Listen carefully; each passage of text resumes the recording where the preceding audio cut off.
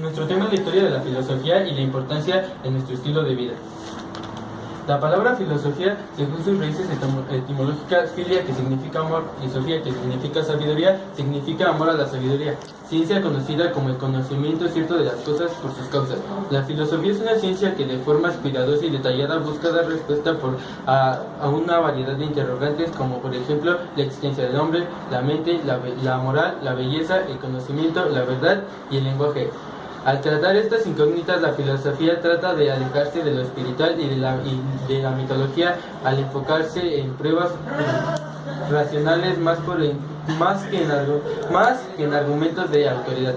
Esta surge en el siglo VI a.C. en Grecia como resultado de los diferentes cuestionamientos del hombre. Comenzó a hacerse sobre las cosas que lo rodean. Es por eso que la filosofía nace como forma racional de explicar los fenómenos que suceden en la naturaleza. Disciplinas filosóficas. Recurrimos a la división propuesta por el filósofo Jacques Maritain. En la parte inferior encontramos lógica como el instrumento absoluto necesario para favorecer pensar con orden, claridad y coherencia. El conocimiento es un conjunto de información almacenada mediante la expresión o el aprendizaje. Sabiduría es el juicio sano basado en el conocimiento y el entendimiento. En un sentido amplio, el concepto de sabiduría hace referencia al conjunto de conocimientos que el ser humano posee sobre algún tema. Por su parte, se refiere tradicionalmente a la esfera propia de las actividades humanas y expresa la conducta que se debe realizar. Diferencia y semejanza entre saber y conocer. Esta inquietud y afán de conocer y saber es interminable y siempre insatisfecha. Comienza desde temprana edad con las preguntas sobre el por qué, el cómo, el para qué, las cuales nos dejarán de formular a lo largo de tu vida y se manifiestan a cada momento en todo cuanto las causas asombros. Los filósofos de la naturaleza. Comenzamos por comentar acerca de la ciudad de Mileto, una ciudad de mercaderes donde nació la filosofía. Entre los siglos VI y V a.C. encontramos la ciudad griega de Mileto como uno de los puertos comerciales más importantes del Mediterráneo. Fue fundada en el año 800 a.C. De ella surgió una aristocracia compuesta de mercaderes menos dados a la superstición y a los oráculos, e incluso científicas, como el problema cosmogónico de la época, cuál es el principio constitutivo de las cosas, alejándose de la fácil respuesta expuesta por los mitólogos, atreviéndose a analizar interesándose por descifrar los fenómenos naturales, explicando su proceso. En esta ciudad nació la filosofía, actualmente pertenece a Turquía. En sus inicios, la filosofía en Grecia fue una actividad helística, pues solo podían practicarla los aristócratas, quienes contaban con los recursos económicos para dedicarse al ocio y a la reflexión. Aparecieron en el siglo VI a.C. en diversos lugares a lo largo de todo el Mediterráneo. La observación de los cambios que ocurren en la naturaleza, ellos consideraban que el principio de cuánto existía debía encontrarse en la misma naturaleza, en el mundo físico, por lo que desde Aristóteles se les comenzó a llamar físicos. Los griegos abandonaron las respuestas dadas por los mitólogos por considerar que carecían de fundamento real, y a la pregunta sobre el origen de los seres vivos discurría que en realidad material simple y cambiante que nos rodea. Debe existir un fondo estable, un sustrato permanente al que todas las sustancias se reducen, algo ante lo que la multiplicidad y el cambio se convierten en apariencias. En consecuencia, había uno o varios elementos de la naturaleza que les eran comunes y le daban vida a lo existente. Las plantas, los animales, todos ellos tenían un principio, el cual puede ser, por ejemplo, el agua, o quizás el aire, el fuego o la tierra. Los filósofos mecanistas. Antecedentes. La antinomía Heráclito Parménides había puesto a la filosofía en un curioso laberinto, pues por un lado Parménides afirmaba que el ser es uno y no puede cambiar. Sin embargo, la experiencia nos muestra una multitud de seres, y por otro lado observamos en la naturaleza un constante cambio. Solución mecanicista. El ser no puede cambiar ni puede de nuevo dejar de ser, sin que esto signifique que solo existe un ser. pues existen muchos seres inmutables que al cambiarse entre sí de un modo ciego y mecánico producen la realidad cambiante que observamos en la naturaleza. Físicos y metafísicos. Heráclito, de carácter engreído, orgulloso, despreciaba al pueblo al que llamaba rebaño. Le gustaba vivir en la sociedad, le apodaban el Oscuro por sus escritos, los cuales parecen acertijos o oráculos. Le gustaba de sentencias agrias e hirientes y a veces irónicas. Devenir. Heráclito pudo percibir la realidad y fugacidad de todo cuando existe su diversidad y constante cambio. Toda la naturaleza está en constante devenir. Devenir debe entenderse como marcha hacia adelante, en un movimiento que se repite de manera perpetua.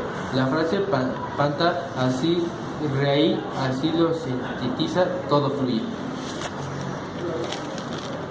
Los pilares del pensamiento filosófico. La llegada de Anaxágoras a Grecia representó un momento importante en la filosofía, porque facilitó el surgimiento de filósofos sobresalientes, creándose tres movimientos filosóficos, uno con clara orientación humanista. Con Sócrates, pues se interesó por la conducta moral de sus contemporáneos. Platón, con un origen propuesto idealista, y Aristóteles, con su realismo. La influencia platónica se dejará sentir en los orígenes del cristianismo con San Agustín y en la Edad Media con Santo Tomás de Aquino. Sócrates y la mayéutica. Nació en el demo de Alopeque, en Atenas, en el filósofos físicos. A partir de la observación de los cambios que ocurren en la naturaleza, ellos consideraban que el principio de cuanto existe debía encontrarse en la misma naturaleza en el mundo físico, por lo que desde Aristóteles se les comenzó a llamar físicos. Los griegos abandonaron las respuestas dadas por los mitólogos por considerar que carecían de fundamento real y a la pregunta sobre el origen de los seres vivos discurrían que sustrato personal al que todas las sustancias se reducen, algo ante lo que la multiplicidad y el cambio se convierten en apariencias. En consecuencia, había uno o varios elementos de la naturaleza que les eran comunes y le daban vida a lo existente. Las plantas, los animales, todos ellos tienen un principio, el cual puede ser, por ejemplo, el agua o quizás el aire, el fuego o la tierra.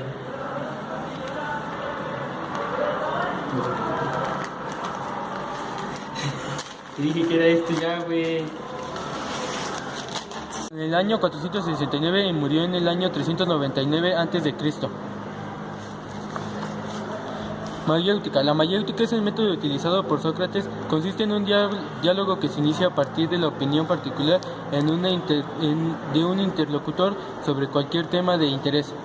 Cuando más confundidos están, más los alentaba a continuar, señalando lo que dicha confusión eran los dolores de parto de la verdad y debían esforzarse. La causa de la materia. Al referirse al maestro Aristóteles, se comenta la corriente filosófica que representa el realismo, que no nace en oposición al pensamiento platónico. El fundamento de su epistemología es la tesis de que las ideas no existen separadas de las cosas. Son pues inmanentes en la sensación, en la sensible, y constituyen la esencia de cada cosa y no existen más que individualizadas. Se define como el movimiento filosófico que afirma que el ser existe en sí independientemente de nuestro conocimiento y por lo tanto el ser es producto del sujeto que piensa. Preocuparse de este movimiento filosófico es Aristóteles, y en la Edad Media encontraremos a Santo Tomás de Aquino. Platón y el idealismo. Es necesario hacer referencia al concepto idealismo. Es un término utilizado apenas en el siglo XVII y aplicado por primera vez a las teorías de las ideas de Platón, y es el reconocimiento de la supremacía de la idea sobre la materia. Veamos el proceso. Propiedades de las ideas. Las ideas tienen como característica que son perfectas, infinitas, eternas, insparciables, intemporales, inmutables, asequibles a la mente. La idea del bien hace a que los demás palidezcan. El verdadero círculo no es el que trazamos en nuestro cuaderno, sino el círculo ideal, de manera que solo son válidas las leyes geométricas del círculo. La copia jamás podrá alcanzar la perfección. La idea es inagotable porque es perfecta, verdadera, auténtica y eterna. Las demás son solo reflejos. existe absoluta certeza sobre la fecha de su nacimiento y de su muerte, se considera que Jesucristo nació en 754 de haber sido fundada Roma, en un pueblo llamado Belén, un pequeño pueblo cercano a Jerusalén. Los judíos habían perdido su independencia a manos de los romanos. El imperio estaba gobernado por el primer emperador César Augusto. Jesús debió vivir escasamente 33 años. Los 3 últimos los dedicó a la predicación. Jesucristo proclamó un reino de amor, enseñanza entre los judíos del amor a Dios y al prójimo. Hombre, filósofo o Dios. Jesús de Nazaret, con sus ideas innovadoras, funda una nueva manera de mirar la vida, la religión y la fe. Cuando aparece en el Imperio Romano, esta doctrina difiere de todas las demás existentes y no tiene afanes filosóficos, sino que su preocupación reside en la residencia y salvación del hombre por medio del amor. Los evangelios buscan suscitar la fe en la persona, la doctrina de Jesucristo muerto y resucitado. Los evangelistas, Mateo, Marcos, Lucas y Juan, anuncian la buena noticia, el nacimiento de un hombre llamado Jesús, considerado el Mesías y anunciado en el Antiguo Testamento por los poetas, es el Hijo de Dios, y ha prometido el nuevo reino para todos aquellos que se encuentran preparados viviendo conforme a los mandamientos, los cuales se reducen a amar el amor a Dios y el amor al prójimo, la renuncia al mundo y a todo lo que es del mundo. Pensamiento medieval. La edad medieval se considera que inicia con la caída del Imperio Romano de Occidente en el año 176 después de Cristo, aunque su finalización es objeto de opiniones diversas, entre ellas la caída de Constantinopla en 1453 después de Cristo, la llegada de Cristóbal Colón a América en 1492 después de Cristo, el perfeccionamiento del imperio en Europa y por Wittenberg en 1435, o el movimiento protestante religioso iniciado por Martín Lutero en el año 1517. Características generales. El feudalismo es la organización política, económica y social que existió en una Europa durante la Edad Media. Tiene como base la división de la tierra en feudos. El señor feudal administraba en nombre del rey y ejercía todos los poderes. Entre sus características se encuentra el predominio del sector agrario en la economía, la concentración de la tierra en una aristocracia guerrera, el trabajo de los campesinos en las tierras asignadas por el señor feudal, la sujeción de los campesinos a la tierra encomendada, economía de consumo. Filosóficas medievales. Se conoce como escolástica a la filosofía cristiana de la Edad Media y tiene como antecedente el pensamiento de los padres de la Iglesia, principalmente San Agustín. Este movimiento filosófico inicia con Anselmo de Canterbury y alcanza su esplendor con Santo Tomás de Aquino y San Buenaventura. En este movimiento filosófico convergen dos ámbitos, la religión y la ciencia, los problemas que estudian estas relaciones con el conocimiento y la fe. La patrística de San Agustín. El periodo patrístico abarca casi 7 siglos, comprendiendo entre la muerte del último de los apóstoles de Jesucristo. Ocurrió hacia el año 100 de nuestra era y el año 759. De manera general, se considera el conjunto de obras cristianas escritas no necesariamente por los padres de la Iglesia. Los padres de la Iglesia se caracterizaban por su ortodoxia con la doctrina católica, lo que indica su fidelidad a la doctrina de la Iglesia, santidad de vida, reconocimiento por parte de la Iglesia católica y antigüedad. El Renacimiento y la Ilustración. A partir del siglo XV apareció en Europa un movimiento intelectual, literario y artístico que impactó en los ámbitos políticos, social, cultural, religioso y filosófico, lleno de frescura y vitalidad, y con tines profundamente humanistas. Ello ocurre sobre todo en Italia, Francia y Países Bajos. Es un amanecer rico en manifestaciones cuyas vertientes antropocéntricas buscan ligarse del teocentrismo imperante, así como de la fuerte influencia religiosa, sobre todo de la Iglesia católica. El nuevo centro de reflexión se inspira en el hombre. Es un movimiento rico en expresiones artísticas, pitagóricas, arquitectónicas y especulativas. Concepto y significado. El Renacimiento es un encuentro con el ser humano, pero ¿cómo ocurrió esto? Entre los romanos, Cicerón fue el primero en usar el concepto. A finales de la Edad Media, el poeta Aristóteles lo utilizó para designar al nuevo tipo de intelectual formado en la lectura de los clásicos. El concepto humanista se desplazó el término autorista utilizado en la Edad Media para designar al que se enseñaba la literatura latina antigua. Esto es la Ilustración. Recibe el nombre de Ilustración el periodo comprendido desde finales del siglo XVII hasta los inicios del siglo XIX, en el que surgió un movimiento cultural e intelectual. Ya me perdí. El Renacimiento y la Ilustración. A partir del siglo XV apareció en Europa un movimiento intelectual, literario y artístico que impactó en los ámbitos político, social, cultural, religioso y filosófico, lleno de frescura y vitalidad y con tintes profundamente humanistas. Ello ocurre sobre todo en Italia, Francia y Países Bajos. Es un amanecer rico en manifestaciones cuyas vertientes antropocéntricas buscan desligarse del teocentrismo imperante, así como la fuerte influencia religiosa sobre todo de la Iglesia Católica. El nuevo centro de reflexión es inspiración en el hombre. Es un movimiento rico en expresiones artísticas, pitagóricas y arquitectónicas y escultóricas. El Renacimiento es un encuentro con el ser humano, pero ¿cómo ocurrió esto? Sincero fue el primero en usar el concepto a finales de la Edad Media. La poeta Ariosto lo utilizó para designar al nuevo tipo de intelecto formado en la lectura de los clásicos. El concepto humanista desplazó el término autorista utilizado en la Edad Media para designar al que enseñaba la literatura latina antigua. Recibe el nombre de la Ilustración del periodo comprendido desde finales del siglo XVII hasta los inicios del siglo XIX, en el que surgió un movimiento cultural e intelectual en Europa. Se le denomina así porque los enciclopedistas consideraban necesario disipar las tinieblas provocadas por la ignorancia, los prejuicios y el fanatismo de la humanidad mediante las luces de la razón. Es mediante la razón que se debe combatir la ignorancia, la superstición y la tiranía que lleva a la construcción de un mundo mejor. Su influencia impactará en los ámbitos políticos, económicos, social, cultural y religioso. Filosofía de los siglos XVII y XVIII. La modernidad nos trajo filósofos de la talla de Immanuel Kant, Hegel y la semilla de la igualdad, la libertad, la fraternidad como elementos indisolubles de las personas para comenzar a plantearse los derechos humanos.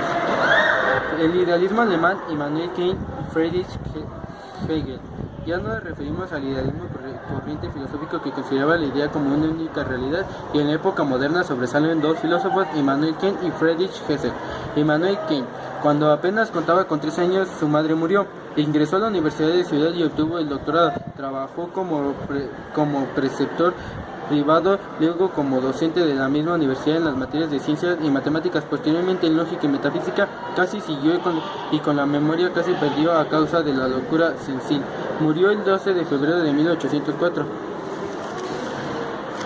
El relacionismo de René Descartes. El racionalismo representa la postura filosófica que nace de la rebeldía del hombre del Renacimiento contra todo el pensamiento aristotélico, al que consideraba caduco y decadente. Centra su punto de apoyo en la racionalidad del sujeto, en el esfuerzo humano, en la búsqueda de certezas, la idea propuesta por docentes.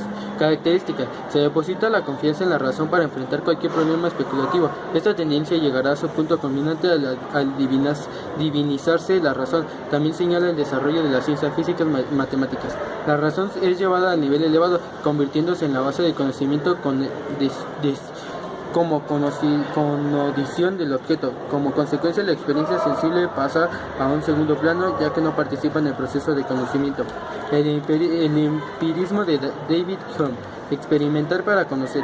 A contracorriente, el racionalismo aparece el empirismo, filosofía que afirma que no hay en la mente humana ningún principio que se lea con natural, propio, innato, sino que todo conocimiento deriva de la experiencia. Fundamenta la validez de los juicios universales mediante la inducción. Se entiende por experiencia toda percepción producida por una impresión externa mediante la acción de los cuerpos exteriores sobre los órganos sensoriales. Puede ser externa o interna. Se llama experiencia externa a la percepción de objetos mediante los sentidos externos, vistos, tacto, olfato, gusto y oído, mientras que la experiencia interna se refiere al vivir conscientemente los propios estados interiores. Del teocentrismo al antropocentrismo. La Edad Media se caracteriza por la vida política, económica, social, cultural. Estaba acaparada por la religión y en consecuencia las personas se ocupan y preocupan por agradar a Dios. Ahora bien, ¿cómo sabía qué debía hacer? ¿Qué quería Dios de sus fieles? La Iglesia se encarga de establecer de establecerlo. Ella decidía, era la boca de Dios, y todo lo que se sentía que hacer era ajustar toda conducta a sus mandatos. El renacimiento es una crisis en todos los ámbitos que deviene de ocuparse del ser humano, de sus problemas, inquietudes, temores, sueños, ilusiones, etc., y que culminará con la Ilustración. El hombre puede con sus propias fuerzas, capacidades y recurriendo a la razón resolver los retos que la vida le pone. Pascal y la recuperación del hombre. Blaise Pascal fue educado por su padre. A la edad de 16 años formuló uno de los teoremas básicos de la geometría proyectiva, conocida como el teorema de Pascal, el cual está descrito en su ensayo sobre las cónicas. Inventó la primera máquina de calcular mecánica. Demostró mediante un experimento que el nivel de la columna de mercurio de un barómetro la determina el aumento o disminución de la presión atmosférica circundante. Formula la teoría matemática de la probabilidad, que ha llegado a ser de gran importancia en estadísticas actuales, matemáticas y sociales, así como en elementos fundamentales en los cálculos de la física, teoría moderna.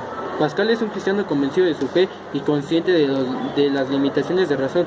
Ofrece la alternativa de recurrir al corazón para encontrar a Dios. Bueno, así concluimos el tema de la historia de la filosofía y cómo influye en nuestras vidas diarias. Se los agradecemos. Hasta luego.